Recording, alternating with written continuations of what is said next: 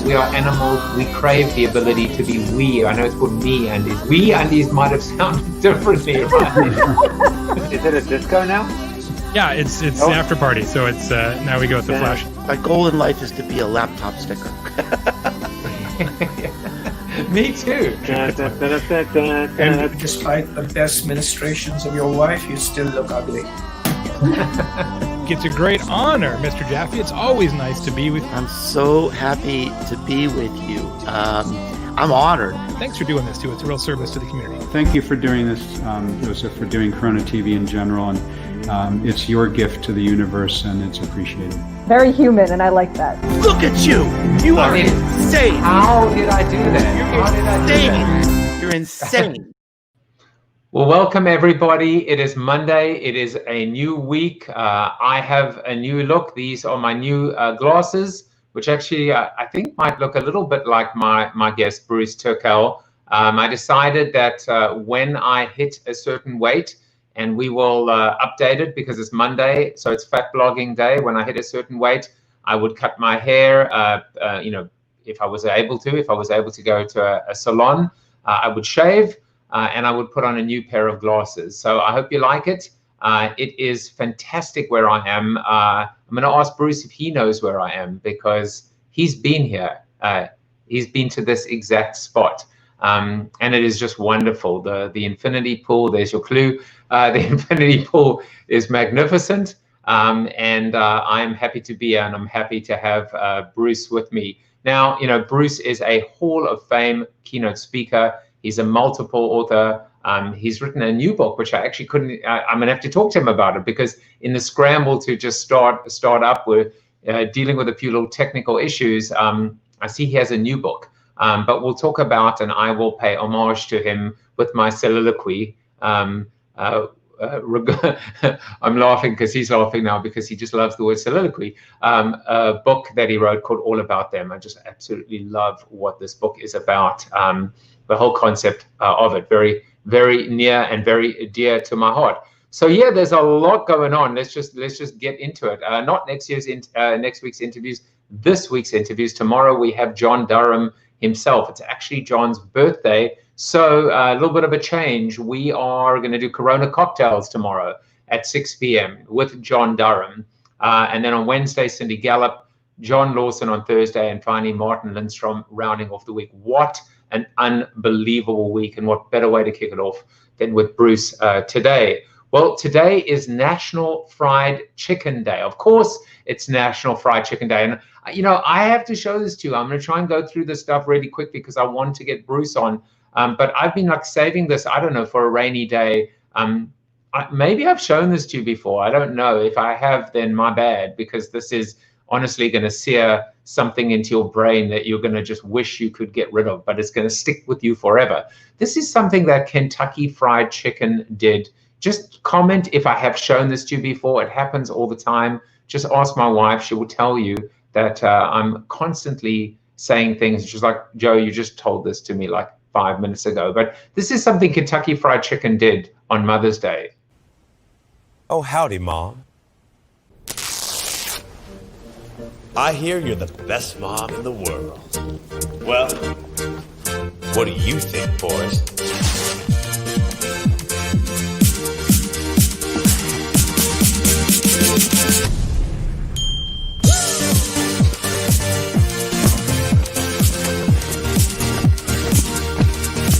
You're the best.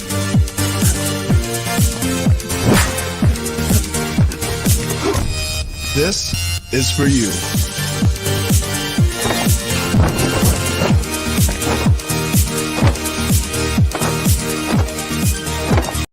All right, enough of that drivel. Bruce is probably wondering what kind of a show this is. I actually wonder what he thinks about that. I was amazed. I was quite stunned by two things. One, that Kentucky Fried Chicken KFC would actually put that out. I love it. This is a brand maybe not taking itself completely seriously. I mean, it is, they are in the fried chicken business. The worst part of that whole story is that my mother actually sent it to me on Mother's Day. And maybe the even worse part of that story is that you could actually personalize that. So I tried to do it, but it was already taken down. Maybe rightly so as well. So anyway, happy National Fried Chicken Day. And to all of you, you know, it's a new week. Thank you so much for being a part of the show. You know, I appreciate you. A whole bunch of Facebook birthdays. I can't even get into all of them, but I'll just say happy birthday to the people that celebrated over the weekend. And of course, all of my Facebook friends that are celebrating today. But there are 3 people in particular, and maybe one person in particular that I want to single out. The first is my wife.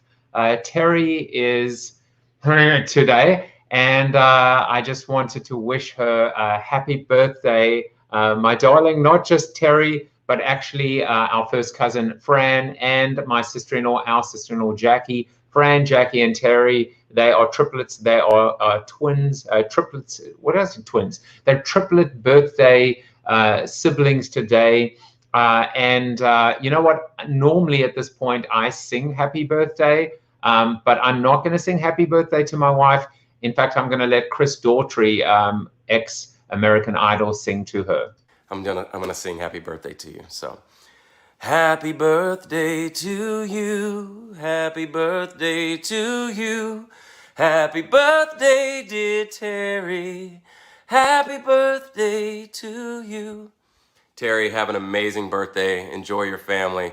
Be well. God bless. So that was Chris Daughtry just wishing Terry happy birthday. Celine is on. She said, my God, never saw this before, and it was probably a good thing. I don't know if she's referring to my wife or if she's referring to the Chickendales. No, I'm pretty sure she was referring to the Chickendales. Or maybe it's me with my wife. Or like, how did someone like him end up with her? Bob says, I'm so embarrassed you found me out on the Chickendales as well. My mother, of course, is watching. Thanks for sending that to me, Mom. Look what you've done. You've turned CoronaTV into a smutty TV show. Wendy, who was my guest on Fridays in line at the DMV. Good to know that the DMV is back as well. Yes, I know, Celine, you were referring to the Chickendales. So just thank you to all those comments. We're going to move on. As I was saying to you, it is Fat Blogging Day. I tipped the scales today at 188.5. I was actually kind of feeling a little down because I was much lower, as you can see from the graph, last week. But then I realized that actually in the week that has transpired, I still continue to lose weight and I still continue to drop. Why? Because this is weight loss by community, and weight loss by community, you know, as I said, if I let myself down, I let you down. And if I let you down, then I let myself down. And I will not have that. And then finally, just happy LinkedIn birthdays to people that celebrate over the weekend and today. Well, apologies for such a long preamble, but I'm blaming the Chickendales. It's time to get into the seated soliloquy. And of course, the seated soliloquy today is a little hat tip to my guest, Bruce. And as soon as I'm done with the soliloquy, I'm going to bring him on. Well, today is called All About Me. Me. It's all about me. You know, to quote Bruce Turkel, good brands make people feel good, but great brands make people feel good about themselves. I immediately think of McDonald's and the world of difference between two positioning taglines. We love to see you smile and I'm loving it. Well, which do you think makes people feel great about themselves? A slightly patronizing brand message giving permission or external validation to a customer's mood, we give you permission to smile, or one that is truly customer-centric and all about them? Okay, I know I made it fairly obvious, but in marketing and business, simple, elegant truths should be self-evident. They should be obvious as well. Look, no one needs more stuff, not now at least. In today's times, brands may find themselves between a rock and a hard place when it comes to trying to justify a functional reason why a consumer needs to part with their hard-earned or saved money for a noise-canceling AirPod Pro versus a regular AirPod versus the wired one that came free with the phone. I'm certainly not advocating brand apologists. What I am saying is that when a brand's first priority is to create a moment, an exchange, an experience that surprises, delights, and transforms from a completely customer-centric position, that's when both buyer and seller are in partnership, in agreement, in perfect union. It's not a very complicated concept to understand. It's common sense. But as I've said many times, common sense is not that common. And in case you dare doubt me, here's an experience you might want to try. Pick 5 companies and then call their sales and customer service numbers respectively. Write down how much time it takes for them to answer the phone when it's about them versus when it's about you. And please report back to Professor Jaffe with your findings. I think we both know how it's going to turn out, don't we? Well, now it's time to speak to the guru himself.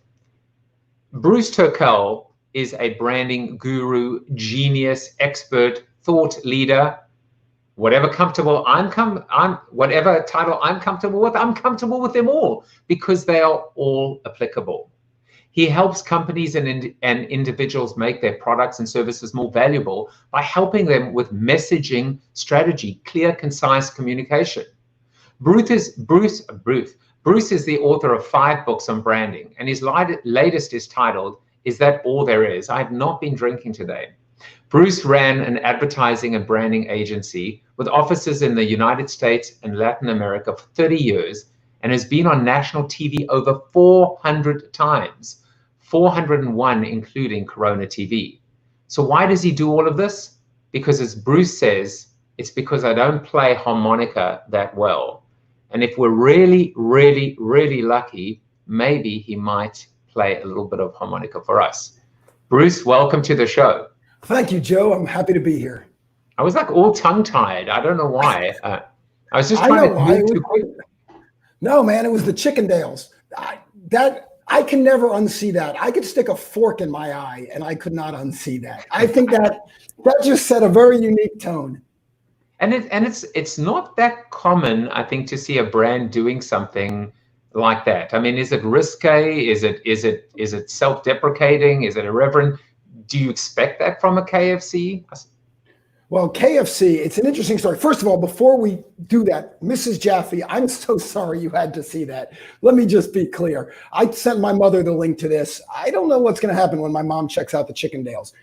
But that being said, KFC had a big problem, right? They used to be Kentucky Fried Chicken. They changed their name to KFC. We don't know if they did it to remove the Kentucky, the fried, or the chicken because they never told us. We can all have our assumptions. However, you have a really big problem when your logo is the symbol of white supremacy. And their logo is a plantation owner. Whether or not we think so, whether or not they're going to tell us Colonel Sanders was not actually a colonel and he didn't know, irrelevant. That's how the consumer takes it. So they have this major disconnect between who their brand is and who their consumer is in their spokesman. And then to have those guys whip off their clothes, all great, risque, everything you said, I have no issue with any of that, and show us their abs when you know not one single one of those guys on that stage has ever eaten a piece of Kentucky Fried Chicken to have those abs. Because you and I have those abs. I keep mine under a protective layer of fat so I don't live, you know? So it's so disingenuous to who they are and what they do because their problem is so much bigger that I had not actually, and I've been commentating on this and, Uncle Ben's, Aunt Jemima's, seeing so many brands actually taking a good, hard, introspective look and recognizing it's time for, and I mean, you as a branding expert, 2 of us, right, people that study this and really focus on this, can you imagine how much equity has been built up and invested in every aspect about that brand, the name, the logo, the design, the packaging, and have to change that all appropriately. But I never thought about KFC's logo and the fact that they might actually, to your point, have a lot bigger problems on their hands. I think they do. I mean, you can't look at him and not think of that cartoon. Remember Foghorn Leghorn? I say, boy. I mean, it's just part of who they are. And you're right. They have so much money, so much effort, so much history tied up in that. But that's like saying, hey, I own this radioactive hazardous waste dump that I want to build a kid's swimming pool, but I have so much money tied up in the hazardous waste dump. Sorry to hear, as my grandmother used to say, never throw good money after bad. At some point, you have to accept it's time for us to move our brand forward, because there will come a time when you won't be able to. There will come a time when that brand will become so poisonous. It should have happened already. We move slowly. I'll give you a for instance. There's really not a lot of argument about removing the monuments for Civil War heroes. I mean, some people still say that we shouldn't do it, but we pretty much know what their opinions are. It's very hard to defend those. But now people are talking about removing statues of founding fathers, because the founding fathers, Washington, Jefferson, were slave owners, because Jefferson wrote, all men are created equal, and then did nothing to actually make that happen. Well, that's the slippery slope part. Robert E. Lee, I get it. Enemy of the country. The Confederacy was an enemy of the country. I get it. But now founding fathers, that's going to be tougher. People talk about Columbus. I was taught in school, discovered America, 1492. Columbus sailed the ocean blue, blah, blah, blah. Columbus was responsible for wiping out the indigenous population. At some point, that brand is no longer tenable. And so you have to change. You can say, we've invested all this money, we have all this goodwill, we have our base audience, and on and on and on. But you want to be on the right side of history, and time will pass you by. And I'm not even making value judgments of what you should do, what's correct, what's moral. I could, but that's not what your show is about, and that's not what anyone wants to hear from me. But from a business point of view, it doesn't matter. Those are sunk costs. It doesn't matter what you spent. Get right before it's too late. I mean, this is so fascinating to me, and it's such a thrill to talk to someone like you and really get into the depths, and by depths I mean deep thought about brands and about brand strategy. The thing that immediately, as you were talking, I started thinking about is that, you know, brands have always prided themselves in legacy, in history, in decades upon decades, and often over 100 years of brand building. And yet we are living through generational change, seismic generational change. And on one hand, it's almost this idea of if a brand could reboot and start again, go back to day one, why be afraid of that? Why fear that and resist that, and make that clean break, as opposed to, you know, toe dipping or that incremental change or tweak? Because the people who are vested in the ongoing process are not going to be the innovators, because they have been so busy mining that asset, mining that legacy, mining that reputational library, that it doesn't dawn on them to think about what's ahead. If you look at any business, the innovators and the disintermediators often come from outside the business, because people inside the business simply don't see what's possible. It's no different with branding. If I could tell a quick story that's not actually my own, but I'll give full credit. My buddy Ross Bernstein is a wonderful speaker, and he speaks on coaches and players and what they've learned and how you apply that to your business. And he was in San Francisco, and he was speaking to Levi's, to the jean company, and they sent him a box of product. They asked him his size, they asked him his wife's size, and his daughter at the time, I think, was 14. And they sent him a box of product for them to have. So he was giving his wife the jeans, and he was trying his, and his daughter came home, and his daughter's name is Campbell. And he said, hey, Cam, look what we got. And she takes out all these jeans, and she says, why would I want to wear dungarees from a company called Levi's? Now, you and I have known Levi's. They were the first blue jean company. They've been around since, if I say 1840 or 1860, I don't know, but since the gold rush, right? They represented blue jeans, then it was James Dean, then it was the counterculture, and on and on and on. And they've always been very hip. And now a 14-year-old girl thinks the brand is called Levi's and doesn't understand what it's all about. And Ross didn't know when he gave his keynote speech in San Francisco, am I going to tell them this? Am I going to offend all the people in the room? So in the back room, in the backstage, in the green room, he saw the CEO and the CMO, the chief marketing officer, and he told them the story. And he said, but I don't know if I can tell this from stage. And to his credit, the CEO said, we have to tell this. You have to tell this story from stage. Not only that, but I need to come up afterwards and say, did you hear what he just told you? Think of what a big man it takes to tell us that, but think how big we have to be to hear that. And it seems to me that that's really something that we could all take to heart. I mean, one of the hardest parts and hardest aspects for a brand to come to terms with is the diseconomies of scale that's happening right now. It used to be that, size was all about strength, and the bigger, now it's the bigger they come, the harder they fall. We see companies that are, I think I just read the other day, Lord & Taylor is closing down as well. Lord & Taylor, Macy's, JCPenney, Sears, these, well, I'm not going to make a statement. I'm going to ask you a question. Are they strong brands? Are they resilient brands? Are they brands that deserve to survive and thrive? Or the reason why they are falling, failing, or shutting down in some cases is that an external factor, such as, for example, too many stores and too little and too few feet through the door to justify, that real estate.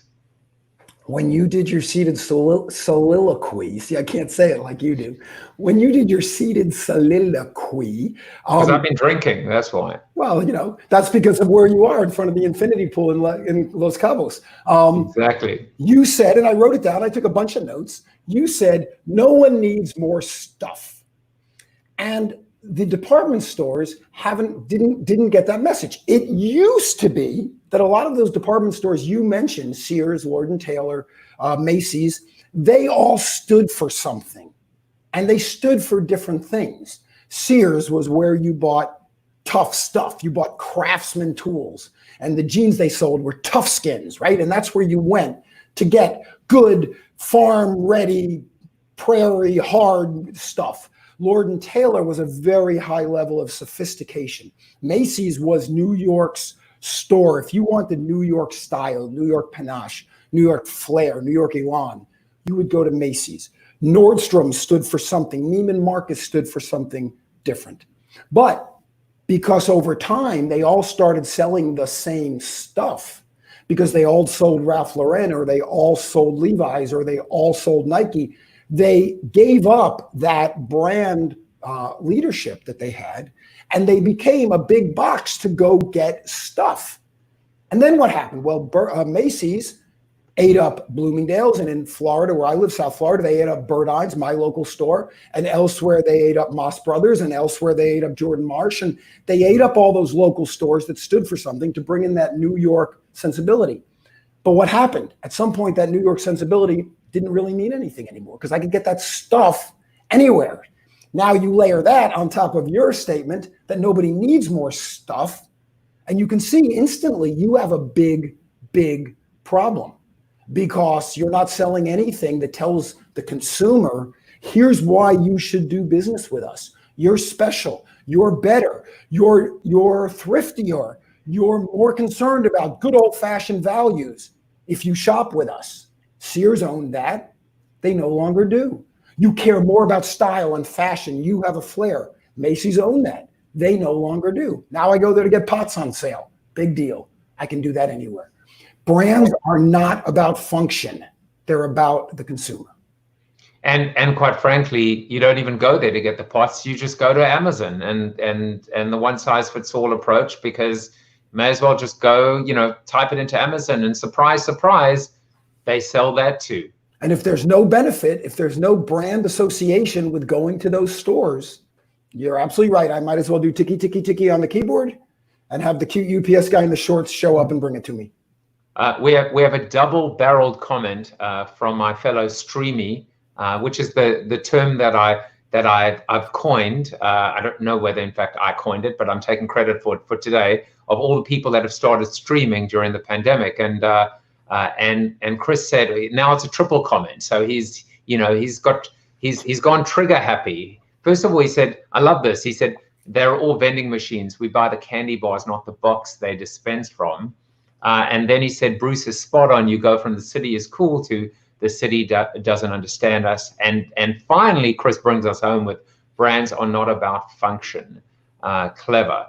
So clearly he is, that is a Bruce Turkel 1, 2, 3 punch. And I'm a Chris Brogan fanboy, so seeing that actually when he popped up before made me very happy. Hello, Chris. Thank you. So I do a little bit of fun with my guests, which is what I do is I come up with an obscure quote, and then they have to try and guess who said this. And it's always impossible because I'm just a sadistic man, and they never get it. And so today's quote is this one, which says, "Don't bore us, get to the chorus." So I know you have no idea who said that, of course, right? So first of all, I don't. First of all, I was going to say to you that, everybody, what do they say? Don't believe any of the quotes that Abraham Lincoln put on the internet.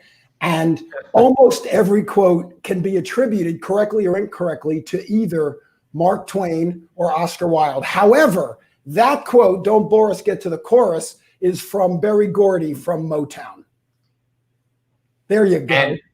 And the reason, obviously, I bring this up is your latest newsletter article is actually titled this and talks about this essence. And I thought it was, you are sublime when it comes to metaphors, like infinity pools, for example, and being able to, I think, take an observation, just whether it's you on vacation, whether it's just nature or something from a different industry or context like music, and then show the brand relevance and help people understand things that I think with brands, like we talk about line extension and we talk about differentiation, but there's another way to expose, I think, the beauty and the truths about the importance and the power of brands. So if you will, talk us a little bit about this idea of don't bore us, get to the chorus. I would love to. I love that you noticed the use of metaphor, because I spend a lot of time doing that. And there's two reasons why. Number one, it helps to illustrate points that people wouldn't necessarily understand, but if you put it into some sort of observational terms, they see it. But the other thing it does is it removes the emotion. If I were to say, Joe, here's what I think you should do for your streaming show. Whoa, no, hold on, wait. But I do, people get defensive. I'm not saying you, of course, but people get defensive. People want to push back because they're too emotionally vested.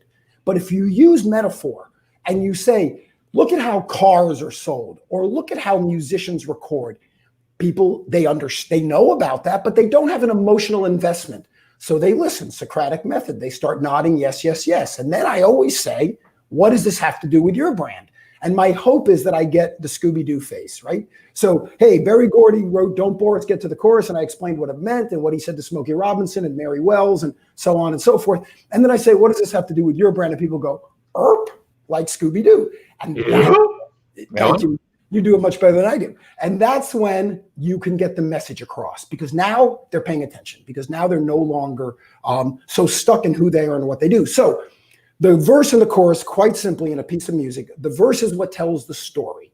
And you hear the first verse and it's the beginning of the story. Then you hear the chorus. And the chorus is the repeated part that you hear over and over and over. Hey, Jude, na, na, na, na, na, na, na, na, na, na, na. Hey, that's the chorus. The story is, hey, Jude, don't make it bad. Take a sad song. So it's verse, then chorus. Then the second verse is usually different words telling more of the story. Then the chorus comes back. The chorus is always repeated. And whether it's heard it through the grapevine or he's leaving on the midnight train to Georgia, the chorus, by the way, is the part we can all sing along. I think I wrote the Neil Diamond song, Sweet Caroline, where it began, I don't blah, blah, blah, blah, blah, but yeah. I know it's blah, blah, blah. But when you get to the chorus, we all sing out, Sweet Caroline, because we all know that. Oh, sorry. No, that was beautiful, beautiful. Exactly. Everybody knows it. What does this have to do with your brand? Well, the verse is all the stuff you do. It's how many locations you have. It's how many degrees you have. It's how many times you've been on television, or how many times you've done this. It's your employees. It's all of that nobody really cares about. And then the chorus is what you do for your consumer. As you quoted earlier, good brands make you feel good, but great brands make you feel good about yourself. That's your chorus. And that's the part you say over and over and over. The verse is the storytelling. The verse is what I call the RTBs, the reasons to believe. Why do I make your brands more valuable? Oh, because I did this, this, and this, because I worked for Bacardi, because I worked for Miami, because I worked for Hasbro, whoever my clients were. What do? I make your brands more valuable. Why? Oh, because we had 9 offices in Latin America and we have an office in Miami and blah, blah, blah, blah, blah. You won't remember any of that.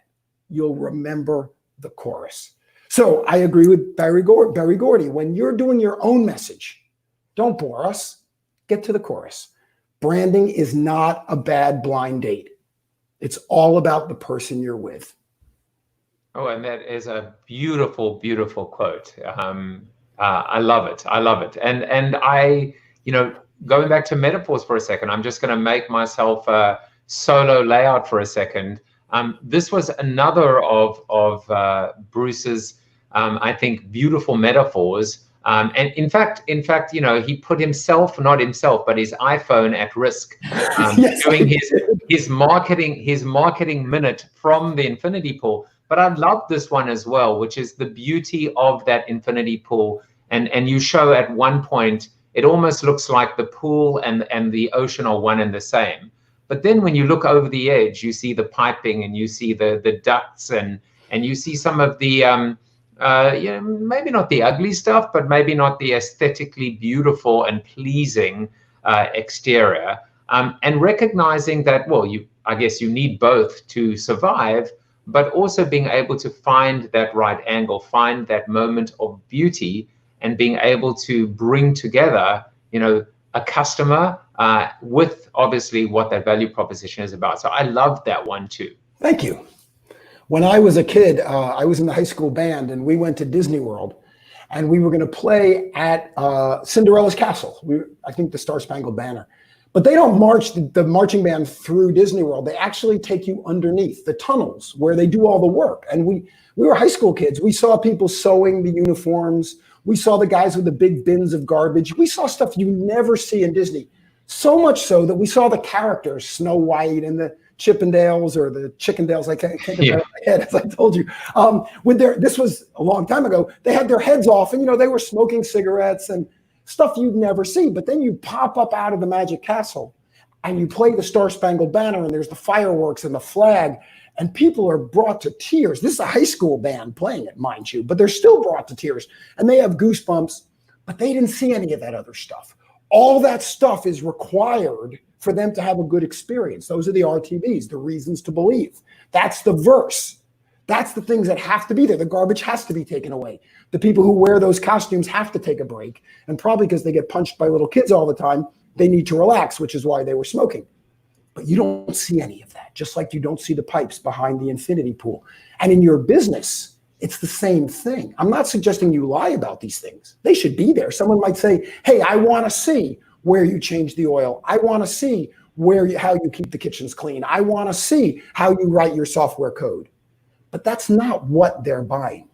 And it's critical to remember that. Nobody went on vacation because the infinity pool at the hotel they chose had 72% more PVC pipes behind the infinity pool, even if that made it work better. They went there because of the view that's behind your head and how they felt when they were there.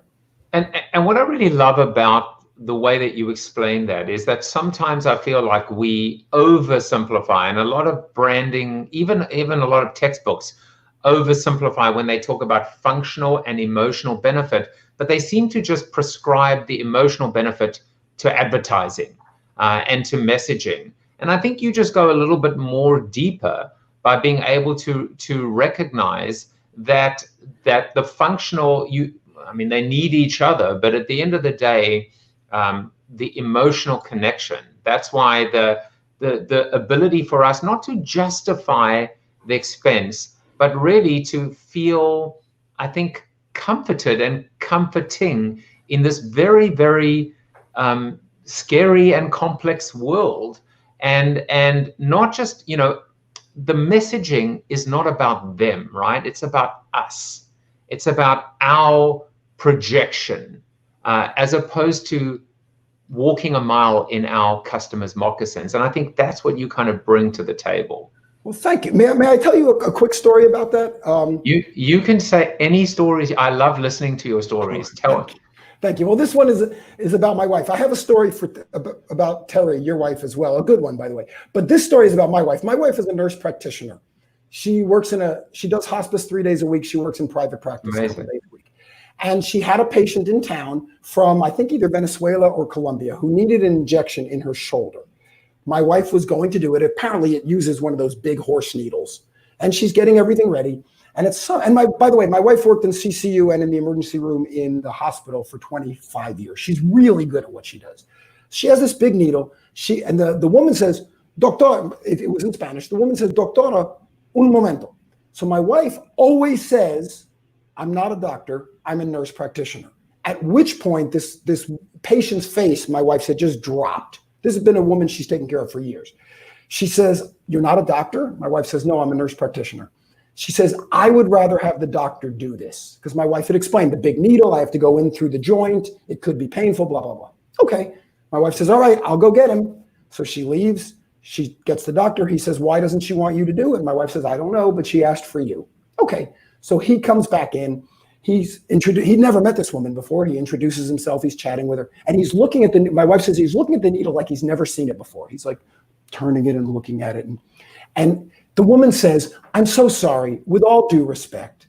When she told me what it takes to have this done, I really thought I'd rather have the doctor do it. And the doctor looks at her and he says, I understand perfectly. You know, Gloria's probably done this procedure 2,000 times. I read about it in med school. At which point he squeezes the little syringe and the little stuff comes out. And he says, so let me have your shoulder. And the woman looks at him and says, with all due respect, I'd rather have her do it.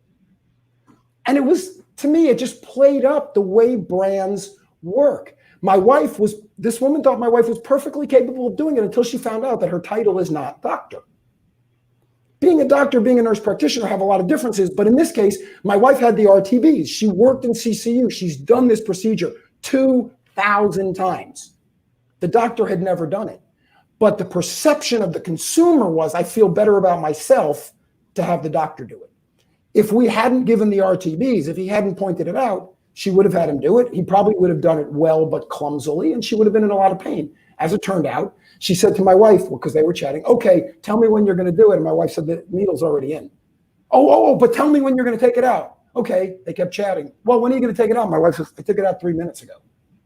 It's just understanding, as you said, walking in their moccasins, understanding what they're all about and how you can deliver. Now, the key is you got to be really good at what you do, right?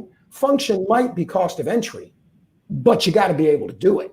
It's like anteing up in Vegas. If you sit down at a poker table, if you don't ante, they don't let you play. But just because you do ante doesn't mean you're going to win. And that's what I think most companies forget about. Yeah, I mean, I think that's a fantastic way to summarize it. I was thinking as you were talking that there are these two very interesting, I wouldn't call them counter trends, but certainly we've seen this in, maybe in this digital enabled world and social media enabled world. We see one that what you say and what you do are not necessarily one and the same. Maybe they should be, but experience, reviews, ratings, the fact that you can be a mom and pop or a challenger brand and have enough 5-star reviews or people crowing about you to be able to elevate, almost like your wife's story, to be able to say, we've done this, we have the experience. This isn't just about, the superficial layer. There is actual substance to the style. The other one that I was thinking of is you go into a restaurant. I always say, remember restaurants when we used to go to them? When we used to act like we liked each other and we would have no. But also the fact that now we see the chef preparing our food and there isn't a wall, an opaque wall between us and the kitchen. And I think that little bit of transparency and now this and reviews, these are a few interesting trends that I think are just keeping brands honest and on their toes, saying what you say better be what you do. You make a promise, you keep the promise, otherwise you're going to fall back. Which, by the way, is what was so disingenuous about the Chippendales. It was clever as hell. It was certainly well shot. All of the tropes were there. It was beautifully done. But it's so disingenuous to who Kentucky Fried Chicken is that either it makes you do the Scooby-Doo head, if you would do that for me, please, Joseph. And you go, I need to go check this out because this just does not make sense to me. Or you see that and you go, come on. So, it depends how well you utilize this. So now let's segue, because there are two things that I have to, one thing I definitely have to get to. There's so much I want to get to, but we have the Zoom after show, and hopefully we'll be able to steal 10 or 15 minutes of your time to interact with some of our viewers. But I would be remiss if I didn't zoom out and have a look at everything from, we're all in this together, we've got your back with respect to COVID, segue to Black Lives Matter, segue to the Facebook boycott, segue to we're back, come on back, we've been waiting for you, we've cleaned the showroom. This genuine attempt to be disingenuous, or this disingenuous attempt to be genuine or genuine, whatever, what's really going on here? Why are brands struggling and just not getting the ability to communicate honestly, clearly, and authentically? You understand it. They didn't have to tell the truth before because there was nothing you can do about it. In fact, before the Y2K, if you were unhappy with what a company did, what could you have done about it? If you stayed in a hotel and there was a cockroach in your room, what could you have done about it? I mean, you complain to the front desk and they maybe give you a drink or 20% off. When you get home, then what do? I say to you, hey, if you're ever going to whatever city, don't stay at the XYZ hotel. Big deal. Oh, I know. You could write a letter. You could have written a letter to the hotel. Of course, you couldn't find their address and you didn't have a stamp. But you could have written a letter and you would have gotten back a postcard 3 weeks later that said, "Dear sir or madam, we are so sorry you had this unfortunate situation. Thank you for bringing it to our attention. Let us promise you it'll never happen again." That was it. You were done. Just you wouldn't go there again. So what? Now what happens? You walk into the bathroom, there's a cockroach doing the Macarena on the toilet. What's the first thing you do? You take a picture of it. And you don't even have to go get a camera because your camera's in your phone, and you didn't have to get your phone because let's face it, you walked into the bathroom texting. So you take a picture of it and you write 6 letters. OMG, WTF, there's a giant cockroach in my room at the XYZ hotel.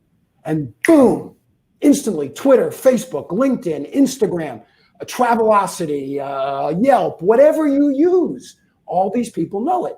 And a day later, the Robinson reunion cancels, the Abramowitz bar mitzvah cancels, the Rodriguez quince cancels. The world has changed. Now, transparency is guaranteed. So to answer your question, you said, why are these companies uncomfortable being honest? Because they've never been honest before. I mean, I get a letter that says, from my cable company. I am convinced, by the way, my cable company hates me, right? Cable doesn't work. They keep raising you and me both. It's the two of us, apparently. They hate you also? Okay, of yes. Course. My internet goes down. They hate me. They send me a letter that says, nothing matters more to Atlantic Broadband than our customers' health, right? If that was true, why do they keep trying to give me a heart attack each time I have something like this set up with you, Joseph, and my internet goes down? They don't give a damn about my health except that I'm alive enough to write a check because they've never had to care before.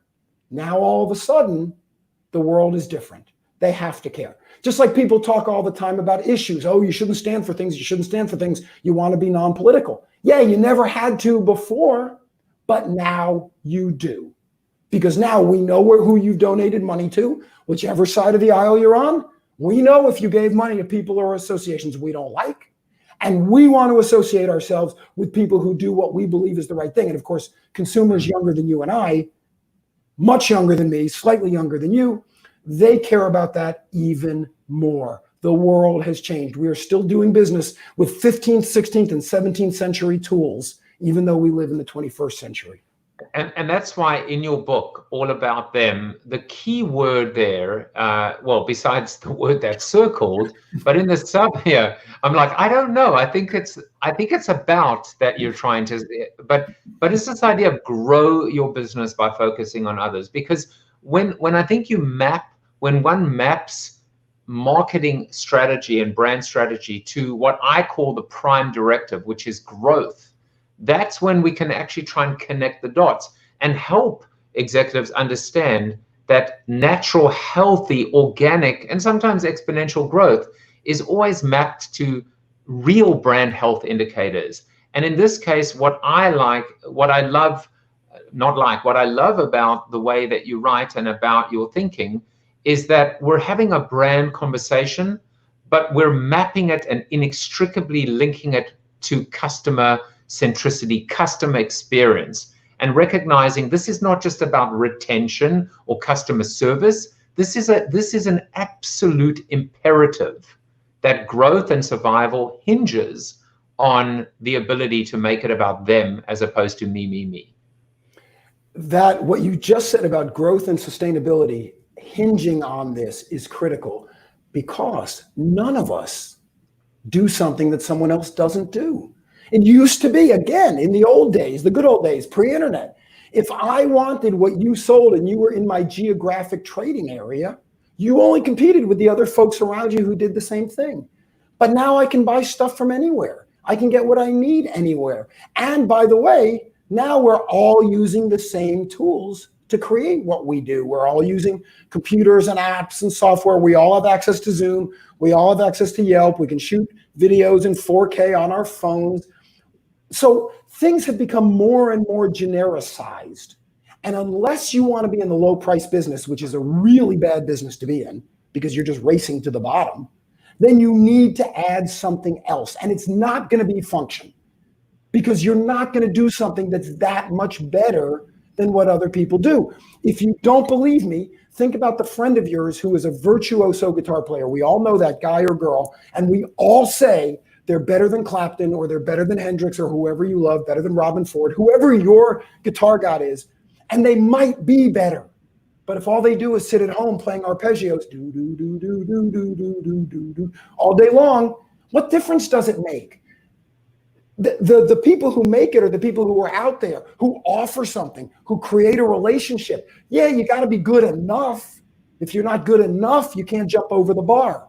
And some are better than others. Billy Joel went on tour with Elton John. Billy Joel said, I'm sure he was being self-deprecating, but he said, I'm a rock and roll piano player. Elton John is a real piano player.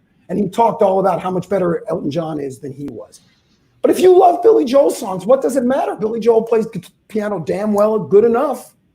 It's not about the nth degree of talent, ability, quality.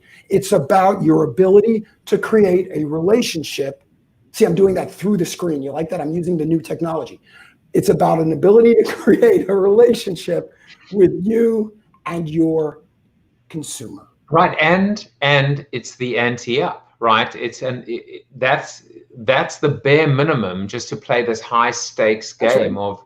And now I heard on the weekend, this is an interesting. I'm going to quiz you on this one. What in the game of Texas Hold'em? Speaking of ante up and table games in Vegas, what percentage historically? What percentage of the best hands at the table in any given round actually win the hand? Let me tell you something quickly about my poker abilities, which will make it clear to you how accurate I'm going to be about this answer.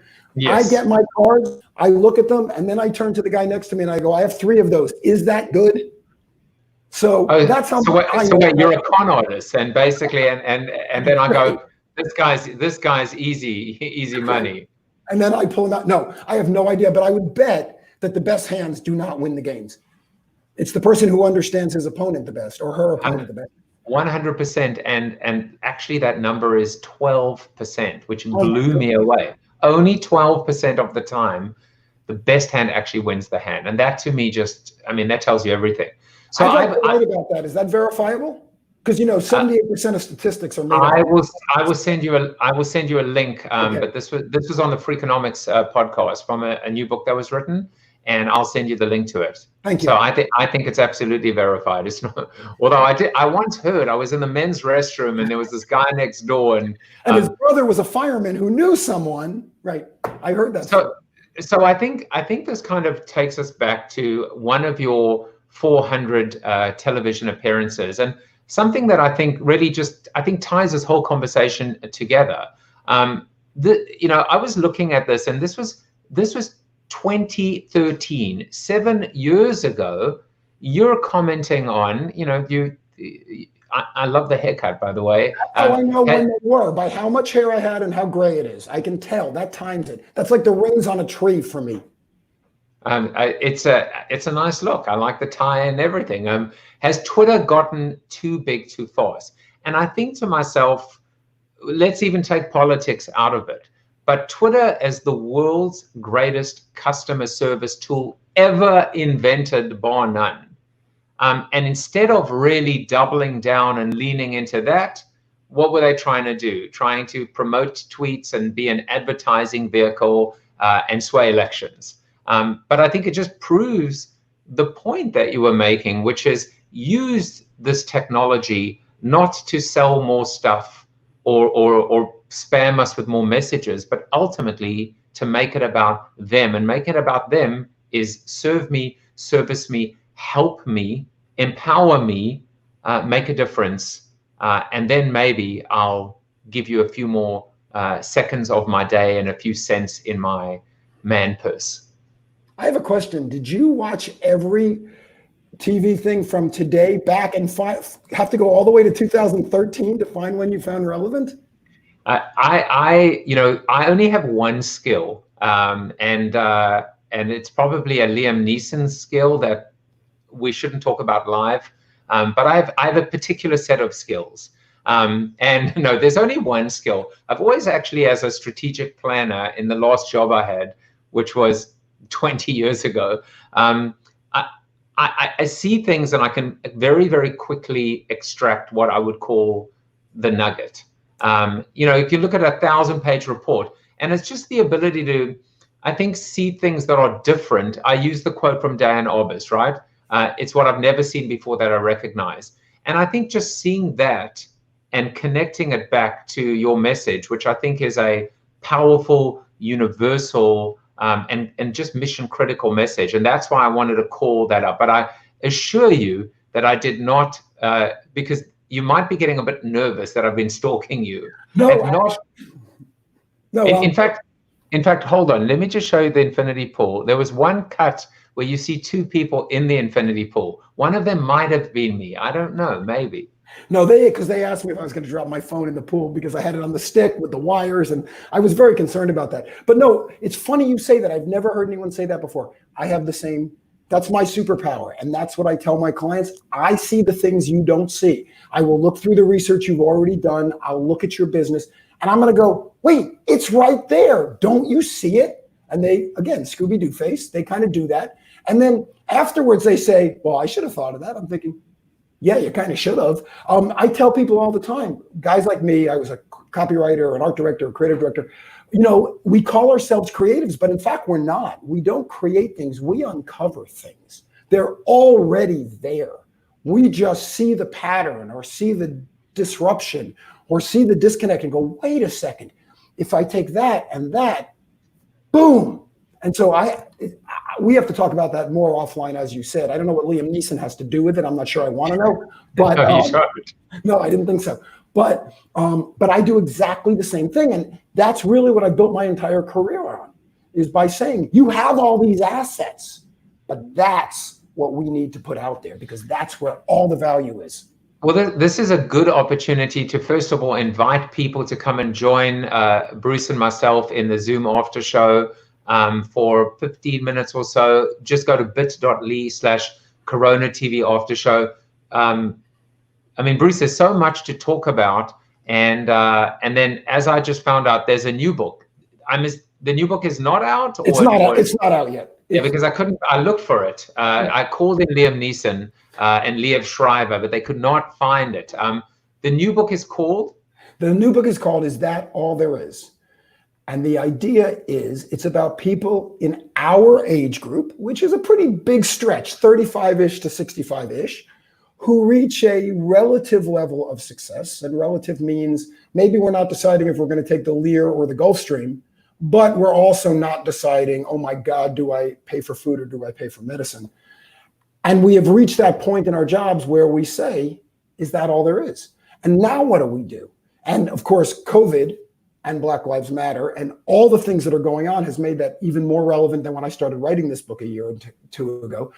And I interviewed a bunch of people, mostly 65 to 85, but there's a few younger, who changed their lives drastically, some for very good reasons. One guy sold a real estate investment company at 36 years old for $60 million.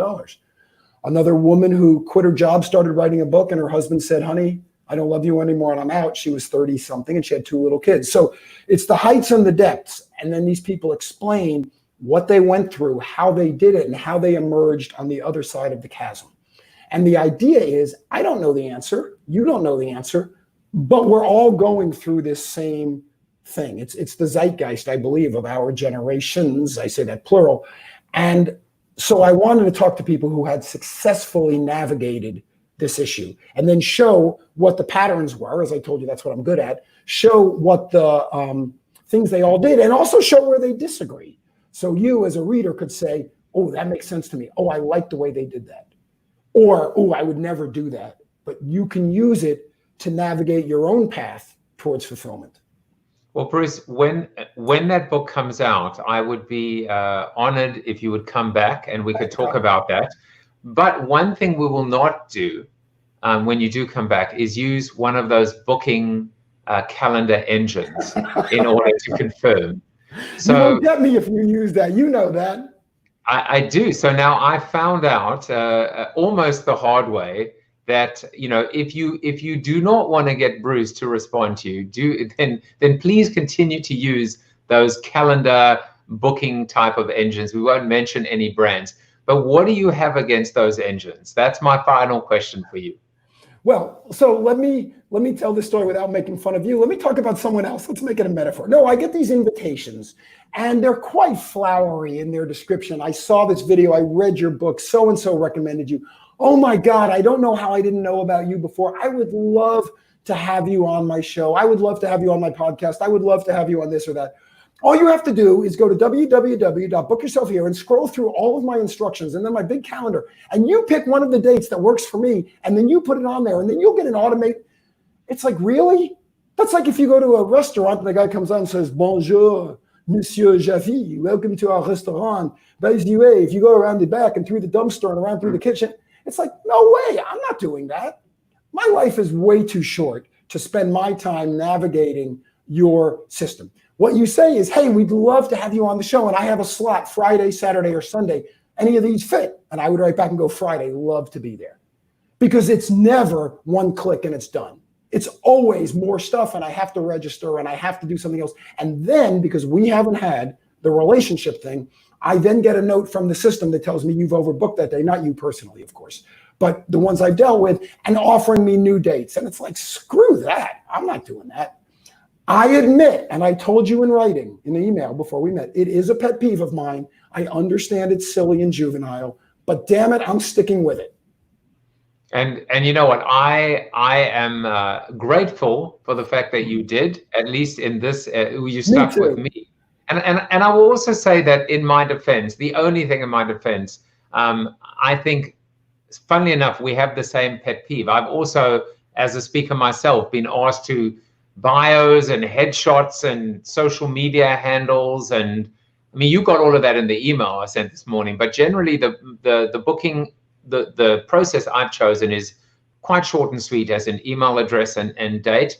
But I assure you that when I do book you again, I will call you, I will send you a personal message. It may even, I don't know, contain like one of your most beautiful items, like a starfish or something like that. But I will show you that I'm paying attention, and I will show you that it's about you, not me. And I learned that from you. So Bruce, I want to just thank you for coming in today, and well, actually for not coming in today, I should say. Thanks for staying at home and being with me today. You can find out more about Bruce. Just go to bruceturkel.com. And I don't know if the actual name of the newsletter is this, but you can actually subscribe to his newsletter. This is what I read at the banner. It says constructive commentary on building brand value. And I loved the phrase constructive commentary. That's the point. It is a keyword in there. It's on. No, it's constructive. So Bruce, thank you for your time. And then if you wouldn't mind joining me in the Zoom after show, we'll kick off a little bit of an after party there. Adult beverages optional. Again, it was just an absolute treat to spend time with you. You're my new BFF. I'm so glad that you reached out a second time. I really enjoyed this. You did do your homework. You asked great questions. You do a great Scooby-Doo. You're a delight to be on with. And knowing that Mrs. Jaffe is watching makes me feel even better. So thank you. Thank you, Bruce.